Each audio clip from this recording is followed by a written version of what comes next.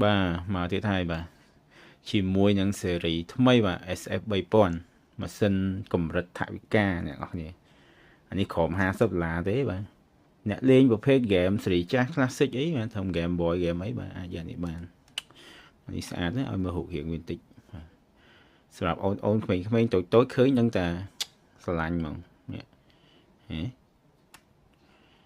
រាងគេ slim ស្អាតណានេះ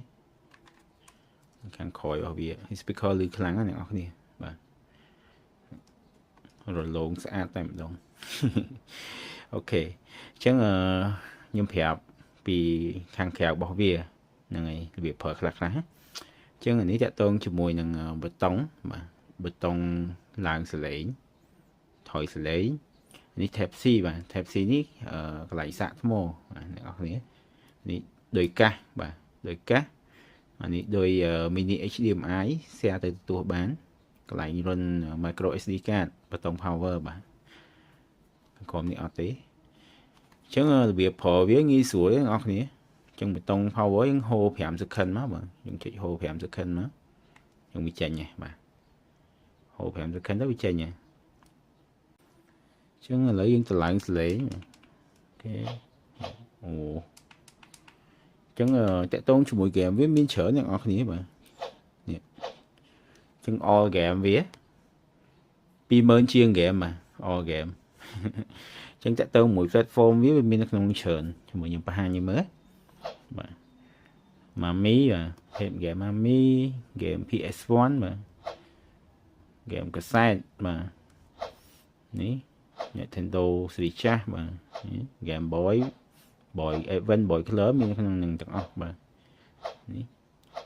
អូខេបាទអញ្ចឹងក្រៅពីហ្នឹងអានេះវាមានជាកន្លែងចាក់ជាវីដេអូព្រោះខ្ញុំបានបញ្ចូលវីដេអូសម្រាប់អូនតូចដែរកុំឲ្យគាត់មើលអនឡាញច្រើនពេកអញ្ចឹងយើងចុច slide កន្លែងនេះណា slide វាមកមួយទៀតមកនេះវាមានកន្លែង music យើងដាក់រូបក៏បានយើងដាក់ e-book ក៏បានដែរហើយយើងអាចដាក់ movie ក៏បានឥឡូវយើងចូល test movie មួយ select A ណា select A ចូលបាទជាទីហោថានេះដូច movie អញ្ចឹងបាទ select A យើងចូលចាក់ហ៎លឿនណាស់ select វាជ័យវរ្ម័នទី7គឺជាព្រះមហាក្សត្រដ៏អច្ឆរិយៈមួយព្រះអង្គនៃចក្រភពអង្គររាជការរបស់ព្រះអង្គឧបលរវាត្រូវបានចាត់ទុកថាជាយុគសម័យនេះសម្រាប់អាណាចក្រក្នុងរាជចង់ខាជិះទៅមុខនេះមកខានេះតែជាអកុសលទោះបីជាព្រះបាទជ័យវរ្ម័នទី7នេះ back មកវិញមកយើង back មកវិញហើយយើង back ទៀតអូខេអញ្ចឹងយើងចេញមកក្រៅវិញចេញក្រៅយើងចង់ចូលទៅ game យើង slide យកវិញមកនេះ slide មុខក្រោយនេះ slide មកបាទឥឡូវទីគាត់ថាខ្ញុំចង់លេង game ប្រភេទ game កសែតស្រីចាស់មួយចុះយើង select A យើងចូលលេងបាទយើង select A សិនយើងចូលទៅ platform ជាស្រេចតោះមកយើងចូលទៅកាន់ game បាទយើង select A ទៀតចូលលេងពួកនេះមិនសិនណាលឿនណាព្រោះខ្ញុំដាក់ពួក micro SD card បាទ speed វាលឿន speed ដល់100 MB per second ណាបាទអញ្ចឹងនេះ select start មកចូលលេងបាទជ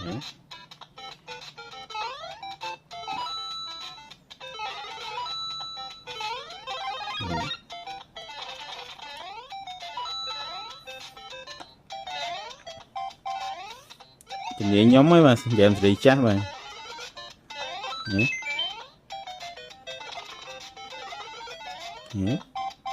អែម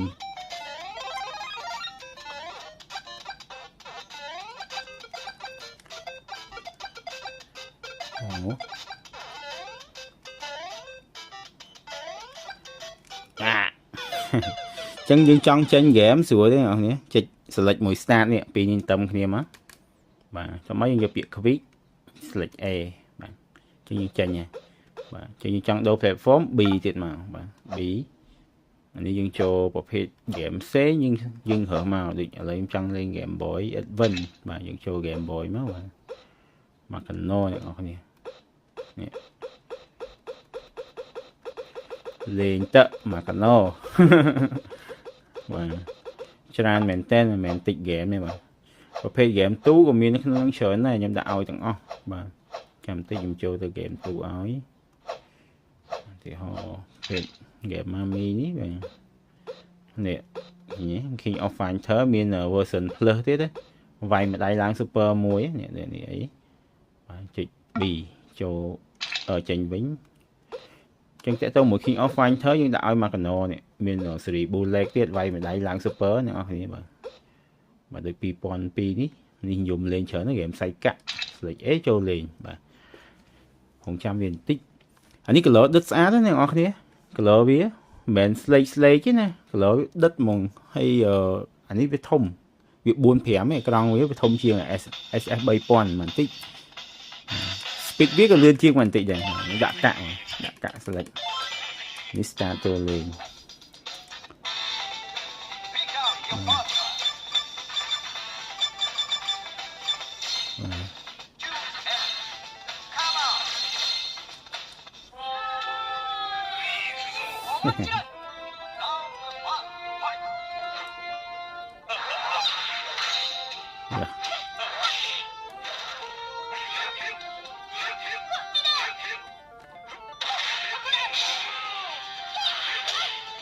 bằng nè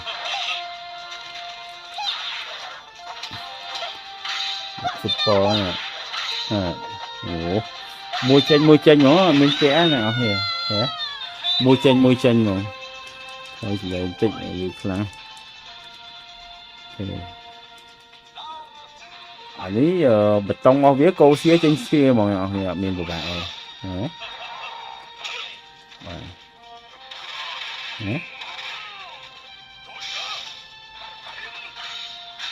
ồ câu xía trên kia một câu super trên super một miền bãi dương như thế rồi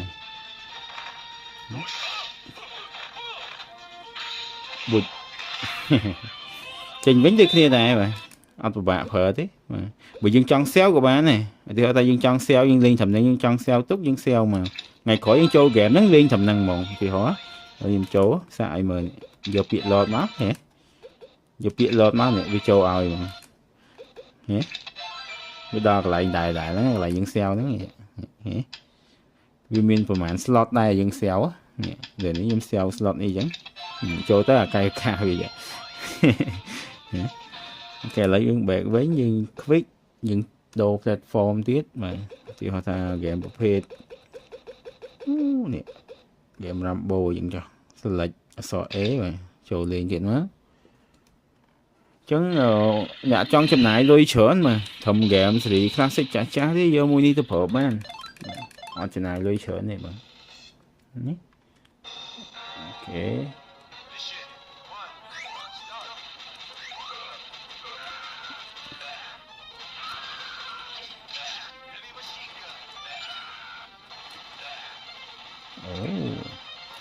liên mà linh bịch né vậy nè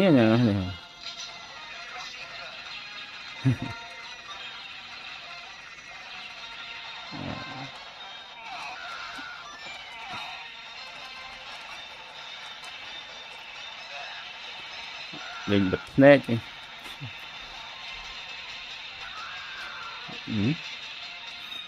năng nào kìa super chẳng ai này cái là những tranh với nhờ buổiนี้យើងអាចប្រើមួយ HDMI mini លេងជាមួយនឹងទទួលឬក៏ monitor បានតាម port នេះតែខ្ញុំអត់សូជាមួយទេដោយសារតែខ្ជិល set monitor ផ្សេងតែគាត់ដោតខ្សែប្រើបានទេហើយមួយទៀតវាអាចប្រើជាមួយនឹងដៃយើងលេងជាមួយគ្នាបានណាចឹងខ្ញុំថតអ្នកនរគ្នាទៅទៅមួយការ set up ដៃចឹងជាទូទៅអ្នកទិញ set ដៃខ្ញុំថែម Type C នេះហើយជាមួយនឹង receiver របស់វាចឹងយើងដោតមកកន្លែង port របស់វានេះបាទ port Type C នេះបាទនេះយើងដោតមួយ port Type C មួយនេះយើងដោតចូលចឹងមកបាទប៉ាក់ចឹងមកបាទទៅមកពួកវាប្រើប្រភេទដៃនេះដៃ P3 ដៃប្រើថ្មទាំងអស់គ្នាបាទថ្មតែលេមិនសិនជាយើងហ្នឹងបាទយើងដាក់ចូលមកយើងបើកផ្ទះវាមកបាទ នេះខ្ញុំប្រាប់ឲ្យ detail ហ្មងអ្នកគ្នាមើលវីដេអូហ្នឹងហើយយល់អាចយកទៅប្រើបានបាទដាក់ថ្មវាមកហើយបើកដូចគ្នាបើកអានេះអ្នកនរគ្នាដាក់ហើយតោះមកយើងបើកមកបើកដូចគ្នាមកអូនវាសអូននេះជុំចេញភ្លើងបៃតងដៃទី2ក្រហមដៃទី1ណាអញ្ចឹងវាលេង2នាក់បាទយើងប្រើហ្គេមមកបើប្រភេទហ្គេមដូចជានេះ base អក្សរ B បាទនេះប្រភេទហ្គេមទូមិញនេះបាទអូខេទីហៅថាខ្ញុំចង់លេងហ្គេមប្រភេទ Rambo នេះបាទយើងអាចលេង2នាក់បានបងប្អូនគ្នាបាទយើងដាក់ voucher អញ្ចឹងមកបាទហើយបើត្រូវការទិញ stand Sonic នេះមានលក់ទៀតបាទ stand ដាក់ voucher យើងមានទៀតអញ្ចឹងដាក់កាក់ select មកបងប្អូនគ្នាបាទនេះដាក់កាក់មក start បាទយើងចូលលេងមកអូខេនេះអាចរើមករើ hero មកនេះបាទនេះរើមួយទៀតមកនេះអាចលេង2នាក់បានដែរបាទអត់ពិបាកទេហេដើរបានលេង2នាក់បានយើងចង់លេងដៃ2ម្នាក់ឯងក៏បានដែរបាទលេង2នាក់ងាយស្រួលអត់ពិបាកទេអូខេហើយតាក់ទងមួយរបៀបប្រើប្រាស់ផ្សេងយើងថតជូនបានប៉ុណ្ណឹងបើអ្នកនរគ្នាមានចម្ងល់អាច comment នៅក្នុងវីដេអូនេះបានហើយបើអ្នកនរគ្នាមានតម្រូវការតាក់ទងមួយម៉ាស៊ីនហ្គេមឬក៏ដៃហ្គេមបាទអាចតាក់ទងមកដៃហ្គេម Cambodia Shop យើងបានអរគុណ